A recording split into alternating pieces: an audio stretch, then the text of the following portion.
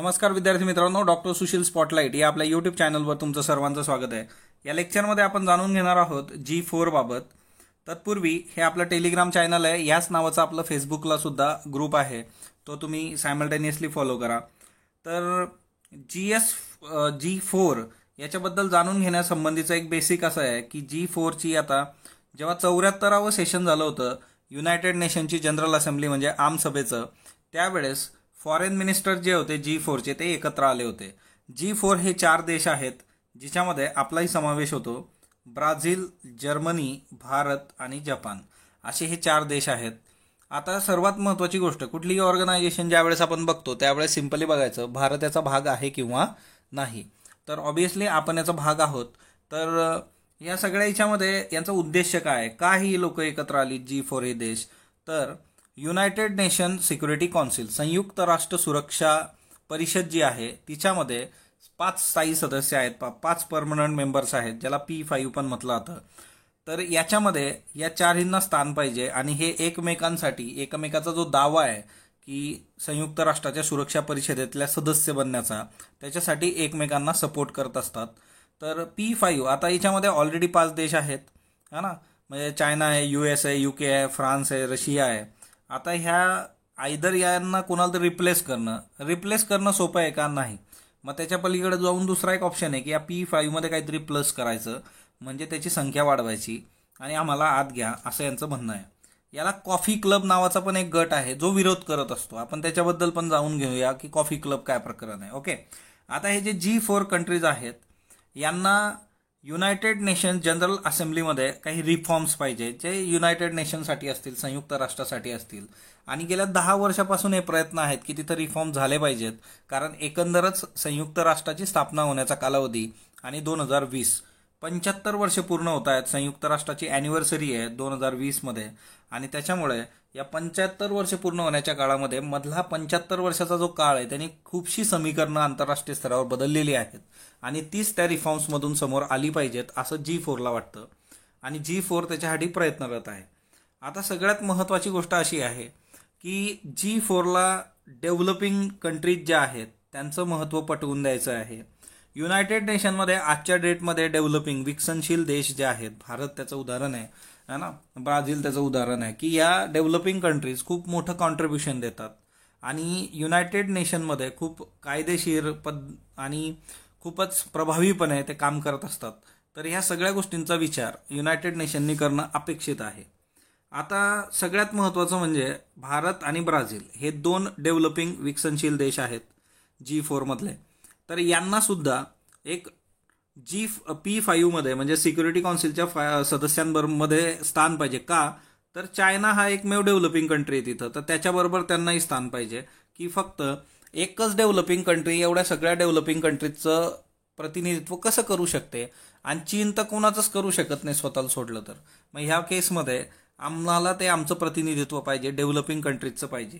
त्याच्यानंतर दुसरी महत्त्वाची गोष्ट की आफ्रिकन कंट्रीज ज्या आहेत त्याचाही रोल इथं पाहिजे। तुम्ही जर बघितलं तर एकंदरच सगळे जे काही सदस्य आहेत US, त्याच्यानंतर युरोप याच्यामध्ये आहे, आशियातून चायना आहे, तर मग याच्यामध्ये आफ्रिका खंड जो आहे तो रिप्रेझेंटच होत नाही आणि त्याच्यामुळे त्याचाही महत्त्वाचा रोल तिथं पाहिजे आणि यांना पण आफ्रिकेमधून एखादा एक खूप चांगला कॅन्डिडेट तिथं घेता आला तर ते आहे, पण तिथंही प्रॉब्लेम्स आहेत, ते बघूयात आपण। आता G4ने एक गोष्ट सजेस्ट केली होती की जी 1988च्या रेझोल्युशननुसार आहे संयुक्त राष्ट्राच्या। तर काय आहे ती गोष्ट की जे आपण रिफॉर्म करणार आहोत तर त्याच्या संबंधीचं जे काही निर्णय प्रक्रिया आहे तर ती 2/3 मेजॉरिटीने घेतली जावी, म्हणजे संयुक्त राष्ट्राच्या आमसभेमध्ये 2/3 बहुमताने ते सगळे निर्णय झाले पाहिजे। परंतु याला आक्षेप चीनने घेतलेला आहे। चीनचं असं म्हणणं आहे की कॉम्प्रिहेन्सिव्ह कॉन्सेन्सस, आता याच्यामध्ये कॉम्प्रिहेन्सिव्ह कॉन्सेन्सस म्हणजे काय, की सल्लामसलत करून जनमत तयार करणं, म्हणजे बहुमत ज्याच्याकडे असेल आणि लोकांचा कल जाणून घेणं आणि त्याच्यातून ते करणं। तर ऑब्व्हियसली या गोष्टी इतक्या वर्क होत नाही। सरळ तुम्ही 2/3 मेजॉरिटी घेणं हे कधी पण योग्य आहे किंवा ते जास्त रॅशनल वाटतं चायनाच्या फंड्यापेक्षा। आता G4ला नेमकं काय पाहिजे, तर याच्यामध्ये एक महत्त्वाची गोष्ट आहे की G4चं म्हणणं आहे की आम्ही जे योगदान देतोय ते योगदान तुम्ही समजून घेतलं पाहिजे। त्याच्यानंतर दुसरी महत्त्वाची गोष्ट की 21व्या शतकामधलं जे काही सुरक्षा परिषद पाहिजे ती सुरक्षा परिषद तुमच्याकडे नाही दिसत. 21व्या शतकातल्या ज्या काही डिमांड्स आहेत, ज्या गरजा आहे किंवा जी बदललेली राजकीय परिस्थिती आहे त्याच्यानुसार सुरक्षा काउन्सिल असली पाहिजे. दुसरं महत्त्वाची गोष्ट की स्थायी सभा जी आहे आणि युनायटेड नेशन सिक्युरिटी काउन्सिल या दोघांचे संबंध जे आहेत ते ट्रान्सपरंट असले पाहिजेत. बऱ्याचदा काय होतं की हे जे स्थायी सदस्य आहेत सुरक्षा काउन्सिलमधले 5 यांना वेटो राईट्स आहेत आणि ते नकाराधिकार वापरून वापरून गडबड करून टाकतात. आता हे वेटो काय असतं, 4 लोक हो म्हणतात पण एकंदर नाही म्हटलं तर तुम्हाला ते करता येत नाही. दॅट इज नकाराधिकार आणि ते भयानक असतं. आणि ह्या सगळ्या याच्यात स्थायी जे काही आपली आमसभा आहे आणि सुरक्षा काउन्सिल ते या दोघांमधलं ट्रान्सपरंट रिलेशन असावं, ह्या महत्त्वाच्या गोष्टी आहेत. त्याच्यानंतर दुसरं महत्त्वाचं म्हणजे की जे काही IR कंडिशन आहे आजच्या डेटमध्ये, आंतरराष्ट्रीय जे काही नातेसंबंध आहेत सगळे देशांचे, त्याचा विचार केला गेला पाहिजे की ते पारंपरिक ॲटिट्यूड जो होता कन्व्हेन्शनल तिच्यावर आता वर्क होणार नाही. G4 नेशन जे आहेत तर G4 नेशनला आफ्रिकेमधून पण ज्या 55 देश आहेत तिच्यातून पण रिप्रेझेंटेटिव्ह पाहिजे. जर तिच्यातून एक चांगला दावेदार मिळाला तर कदाचित हे उद्या जाऊन G5 पण होऊ शकतं. ओके. त्याच्यानंतर आता जपानचा प्रत्येकाचा काय इश्यू याच्यामध्ये बघा.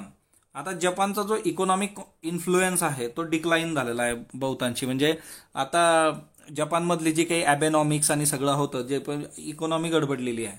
आणि चायनाचं ऑब्जेक्शन आहे जपानला, त्याची एंट्री UNSC मध्ये होण्यापासून सगळ्यात मोठं बिग हर्डल जे आहे, भारताला चायना जेवढा अपोज करतो ते जास्त जपानला करते. तर चायनाने तर इथपर्यंत गोष्ट आणलेली होती की जर भारताने G4 सोडलं तर भारताला ते सपोर्ट करतील, पण त्यांनी जपानचा नाद सोडून द्यावा.